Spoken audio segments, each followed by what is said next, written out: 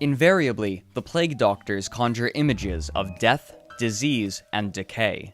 Their visage is unmistakable. From head to toe, they are covered in black robes, and over their faces is a mask with a cruel, hooked beak.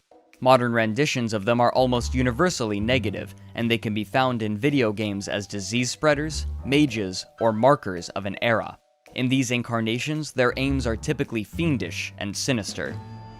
What better laboratory than the blood-soaked battlefield? Most of these settings hint at the dark history of the plague doctors, but the full scope of their practices remains obscure. So who were the plague doctors? In order to understand them, one must first understand the terrifying circumstances that brought them about.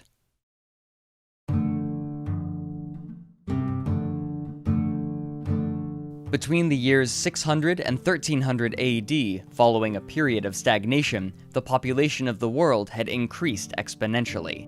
These populations gave rise to massive, sprawling, and poorly planned cities, concentrations of humans that had never been seen before in history. Some cities exceeded 100,000 people, and it's believed that Paris passed 200,000. Rural folk migrated into the cities seeking better employment opportunities and education from the universities that had been established a century before, but the life they found was often not as favorable as they had hoped. European cities in the 1300s were stinking and unsanitary. Buildings were mostly dilapidated. The Hundred Years' War had forced most governments to focus on building fortifications rather than maintaining infrastructure, letting the core of the cities deteriorate. There were few methods to preserve food well enough and transport it quickly enough to meet the demands of the cities' populations, causing food prices to bloat. Limited preservation technologies also meant it was impossible to stockpile food in the case of famine. Many of those who had come to the city simply starved and died, and those poor who survived did so with failing health and empty purses. Sanitary conditions in the cities were abysmal. Most districts, especially the poor ones, had no access to plumbing, and so people would relieve themselves in chamber pots and empty them by throwing the contents out the window and onto the street.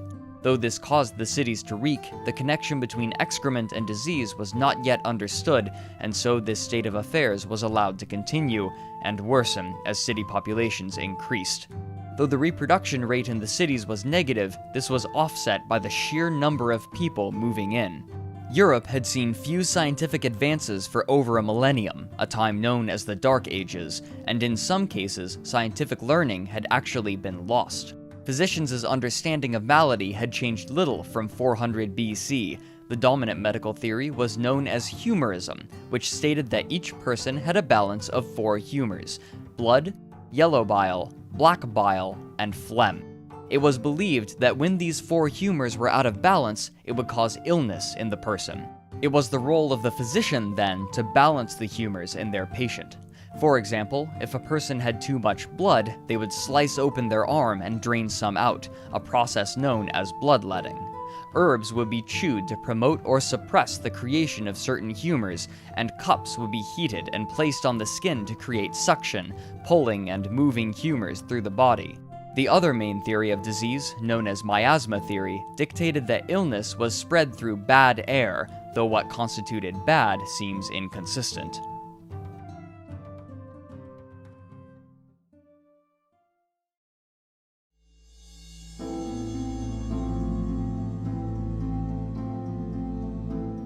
Around this time as well, the Silk Road was being re-established, which reached all the way from the east coast of China to Europe along both land and sea routes. The demand for Chinese goods was extremely high in Europe, and so merchants would commonly make the long trip to sell their wares. But along with these merchants came something else. Before the merchant ships left Chinese harbors, rats would skitter aboard and hide deep in the holds. Upon arriving in Europe, these rats would escape into the coastal towns. Buried in these rats' fur were fleas infested with a bacteria categorized today as Yersinia pestis. The disease reached its first European country, Crimea, in 1343. With trade increasing again during this time, merchants were traveling all over Europe, and along with them came the rats and their fleas. As the rats scattered throughout Europe aboard trade wagons and ships, they spread their fleas with the disease to other rodents as well. The bacteria had a unique effect on the fleas. It effectively blocked their digestive tracts, making them voraciously hungry and far more aggressive than they normally would be. When they attempted to eat blood, they would end up vomiting the bacteria into the wound of whatever it bit, meaning that a single bite could easily cause infection. With live animals roaming the filthy streets of the cities, it wasn't long before humans began contracting the disease themselves. The symptoms of infection were brutal and horrific. 2 to 6 days after initial infection, the person would begin to find large lumps filled with pus on their body, specifically on the neck, the groin, and the armpits.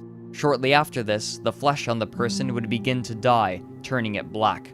This discoloration of necrotic tissue is where the disease got its name, the Black Death. The victim would afterwards grow delirious with fever and begin vomiting blood. Some suffered pneumonia, their lungs filling with fluid and eventually suffocating them. Sometimes the person would die mercifully quickly, but other times they would linger for up to a week in perpetual misery. Scarce few survived. With such a limited understanding of medical science, those tending to the ill had no way of knowing the proper precautions to prevent the disease, and so it began spreading not only from fleas, but between people as well. Families would quickly be wiped out, and physicians began dying at terrifying rates. Those physicians who still lived fled the infected areas, leaving the victims to their horrific fates. Villages simply disappeared, their inhabitants either dead or running, searching for shelter from the wave of death enveloping the continent.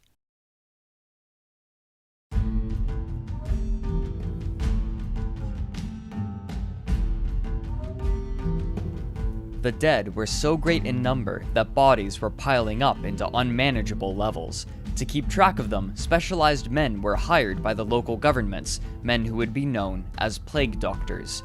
These men were not certified physicians, and in fact, it took few credentials, if any, to become a plague doctor. What was more important was their willingness to go into the worst affected areas and tally the dead and attend to the affairs of those they left behind. For their risk, they were paid handsomely and were considered extremely valuable. While their job description seemed simple, most of them partook in the ethically dubious practice of offering treatments for the disease based on wild theories and speculation, and despite their lack of credentials, they were often trusted, perhaps out of desperation. They charged exorbitant fees, and most people were desperate enough to pay any amount for their assistance, a fact that many abused. Some, however, seemed to have an earnest interest in combating the disease, and so they began using those infected as test subjects for their potential cures, which were often simply variations on contemporary medical practices and, therefore, saw little efficacy. The plague doctors themselves often had extremely short lifespans. Since they were commonly assigned to enter areas that were most heavily affected by the Black Death, they would inevitably come into contact with those infected and the conditions under which they became ill. It's also possible that the plague doctors were unintentional plague spreaders, bringing contaminated material wherever they went. As the plague continued its march and claimed more and more victims, the population grew ever more desperate, and this manifested partially as a willingness to break social taboos.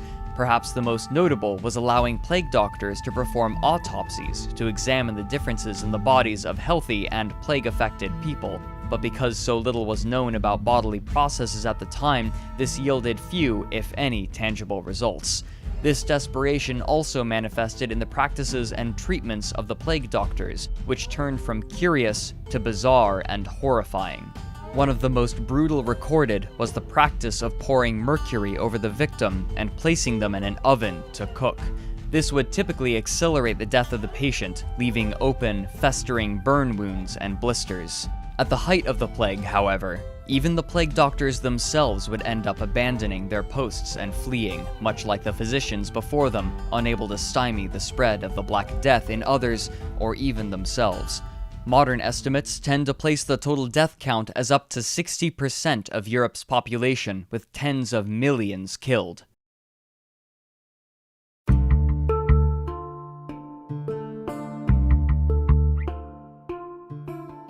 But even after it had mostly burnt out, it never entirely disappeared.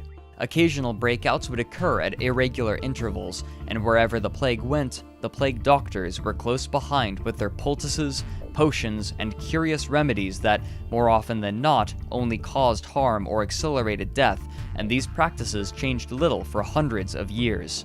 Inventive doctors would sometimes conjure new theoretical treatments, but because their knowledge still relied on the four humors and miasma theory, very few of them were successful. They began branching out from the plague to treat various other maladies, and wherever illness reared its head, the plague doctors would appear. For hundreds of years, the medical field saw little to no advancement except one. During flare-ups, some cities or towns would practice quarantine in an attempt to limit the spread, and the plague doctors would brave these infected areas, places where no others would go, tally the dead, and offer their questionable services. As time passed, their medical duties took precedence over their reporting, and the upper class would often have plague doctors attend to them to help maintain their health. Of note, Nostradamus performed limited plague doctor duties, though he denied the efficacy of his treatments. It would take almost 300 years for the practice to see significant advancement, but it would be one that cemented plague doctors as one of the most curious and terrifying pieces of European history.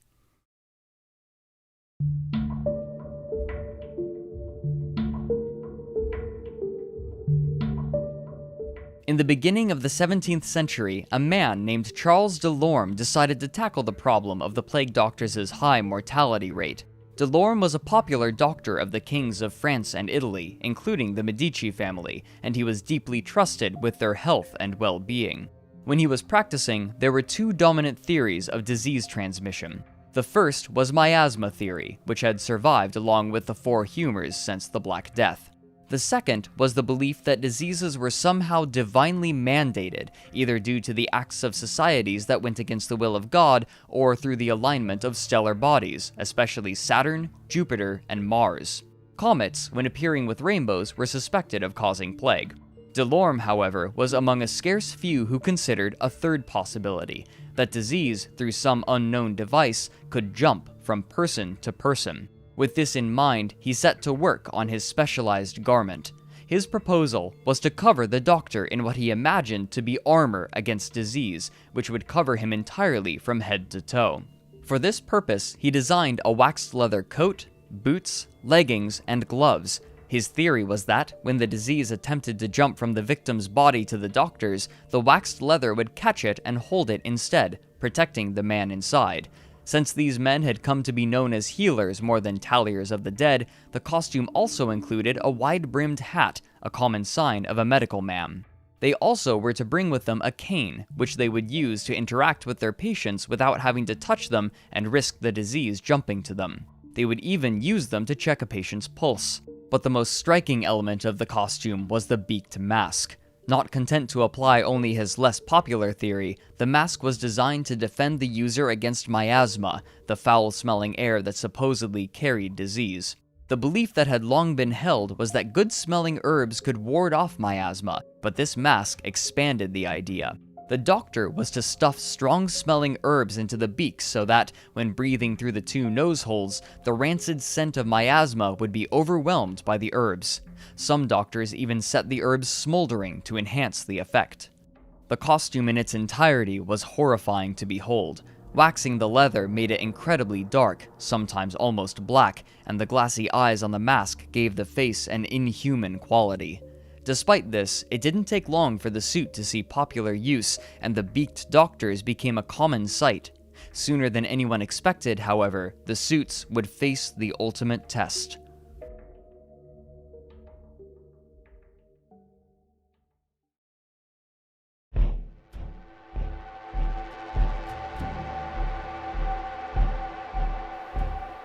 For nearly 300 years, the bubonic plague had been coursing its way through Europe, flaring and subsiding in unpredictable patterns until 1629, when the Black Death suddenly struck Italy again in what's come to be known as the Great Plague of Milan. This plague struck both the countryside and the cities, including the eponymous Milan, Verona, Florence, and most notably, Venice. After a decade for the plague doctors to grow used to their outfits, they were put to work. But the results were abysmal. No matter how certain the doctors were of their treatments and cures, they almost universally failed. In fact, the newfound confidence in their outfits may have made things worse. Since they would generally not change clothes, it's entirely possible that they were spreading contaminated material, especially with their canes. Though the outfits did manage to create a barrier of protection for the doctors against the patient and protect it against human-to-human propagation, there was one major oversight. It didn't stop the other cause of the disease, the fleas. The suit covered the person from head to toe, but the user's skin was not completely sealed, leaving the ankles open beneath the coat. Ankles were a favorite place for the infected fleas to attack, and they would creep underneath the coat to bite, meaning that the infection rates of the plague doctors were still extremely high. Rather than becoming a symbol of wellness and hope, the monstrous visage of the plague doctor came to be associated with agony, terror, and disease. Sometimes the population of an area or district would remain unaware of an infection in their neighborhood until the plague doctor arrived, and so he became a portent of death that would stalk the streets, invading homes and only leaving for good when most or all of the people in the area were dead. By the plague's end, over 1 million people had died, wiping out anywhere between a tenth and a third of the city's populations. The plague doctors themselves, realizing quickly that the outfits only had a limited effect, began abandoning their posts once again. By the end, nearly all had either disappeared or died. Still, the mark of the plague doctor remains through to today in Venice, where a special mask for carnivals based on the plague doctors is still worn as a reference to the death and disease experienced. The outfit also saw use during the plague of 1656 in Naples with similarly disastrous effects, but after this outbreak, the Black Death finally began to subside in Europe, and so too did the plague doctors. Though the Middle East still saw outbreaks in the 1800s, the plague doctors never became a phenomenon there, remaining a strictly European practice. Still, miasma theory and the four humors remained the dominant medical wisdom for almost 200 more years until germ theory supplanted it at the turn of the 20th century. Today, the image of the plague doctor retains its association with terror and pain, but with the advent of germ theory, it has taken on a new meaning: certainty in ignorance.